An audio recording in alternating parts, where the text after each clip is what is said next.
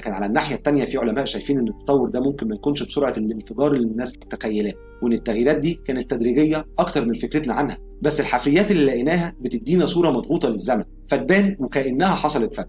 طب وبعدين؟ لغايه دلوقتي كل الاحداث كانت تحت الميه، بس مين كان يتخيل ان في نفس الفتره تقريبا الحياه كانت بتاخد اول خطوه للخروج من البحر؟ بالظبط، احنا بنتكلم عن اول النباتات اللي قررت تجرب حظها على الارض، ودي قصه تانية. شوف يا ستي، شوف يا سيدي، كل اللي فات كان حفله تحت الميه، كائنات بتتطور، شعاب مرجانيه بتتبني، واسماك عديمه الفك بتبدا رحلتها. بس فجاه حد قرر يخرج من الميه ويجرب حظه على الارض.